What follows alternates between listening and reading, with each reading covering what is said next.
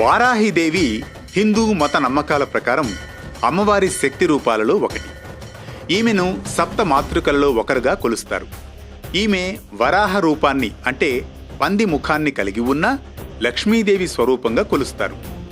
మార్కండేయ పురాణంలోని దేవీ మాహాత్మ్యంలో శుంభ నిశుంభ వధకథ ప్రకారం భగవంతుని శరీరాల నుండి వారి స్త్రీ రూప శక్తులు ఉద్భవిస్తాయి. శ్రీ వారాహి పరాదేవతాయై నమో నమః.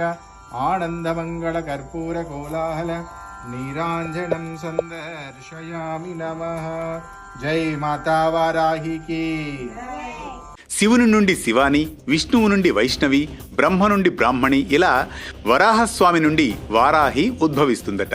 వారాహి అంటే వరాహ రూపంలో చేతిలో చక్రం ఖడ్గంతో వర్ణించబడి ఉంటుంది.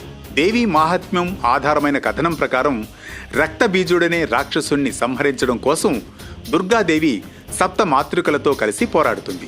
ఆ విధంగా అష్టమాతృకలు అవుతారు. వారాహి ఎరుపు వర్ణం చర్మంతో, గేదె వాహనంగా, చేతుల్లో ఖడ్గం, డాలు, అంకుశం, ఆయుధాలు కలిగి ఉంటుంది. వామన పురాణం ప్రకారం మాతృకలు అమ్మవారి రూపమైన చండిక నుండి ఉద్భవిస్తారు. వీపు భాగం నుండి వారాహి పుడుతుంది. మార్కండేయ పురాణం ప్రకారం వారాహి వరాలనిచ్చే తల్లి.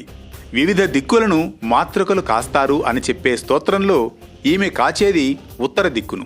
ఇదే పురాణంలో ఈమె గేదెను వాహనంగా చేసుకుందట. దేవి భాగవత పురాణం ప్రకారం వారాహిని ఇతర మాతృకలతో పాటుగా అమ్మవారు సృష్టించారు. అమ్మవారు దేవతలను రక్షించేందుకు ఈ మాతృకలున్నారని, రక్తబీజుడి కథలో ఈమె వరాహ రూపంలో శవంపై కూర్చొని ఉండి తన దంతాలతో రాక్షస సంహారం కావిస్తుంది.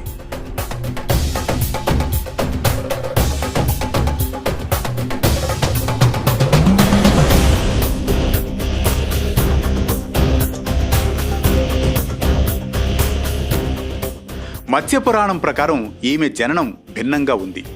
ఈ పురాణం ప్రకారం ఈమె అంధకాసురుడనే రాక్షసుని సంహరించేందుకు సహాయం కోసం శివుడి ద్వారా సృష్టించబడింది.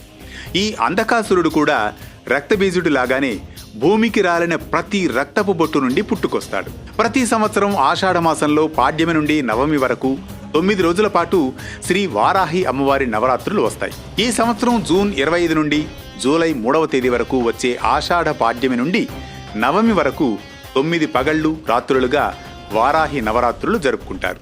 ప్రతిరోజు రోజువారీ హోమం, అభిషేకం నిర్వహిస్తారు. లక్షలాది మంది తమ తమ కోరికల కోసం ఎంతో భక్తి శ్రద్ధలతో నిష్ఠగా ప్రతి ఏటా చేస్తారు. ఈ పూజను ప్రతిరోజు సూర్యాస్తమయం అయ్యాక చేస్తారు. ఈ ఉత్సవాల్లో పాల్గొనే భక్తులకు శుభం, ఐశ్వర్యం, రక్షణ లభిస్తాయని చెబుతారు. ఇది ఆధ్యాత్మికాభివృద్ధికి, శుద్ధీకరణకు కూడా సమయం. జీవితంలో ఎదిగేటప్పుడు తగిలే దృష్టి దోషాలు, మానసిక వ్యాధులు, సమస్యలు తొలగడానికి వారాహిమాత పూజ చాలా విశేషమైందంటారు. సమాజంలో కీర్తి కలిగేందుకు, అనుకున్న పనులందు విజయాన్ని పొందేందుకు వారాహిదేవిని పూజించడం మంచిదని పండితులు చెబుతారు. మరో విశిష్ట కథనంతో మళ్ళీ కలుద్దాం. వేటి న్యూస్ పరమార్థంలో.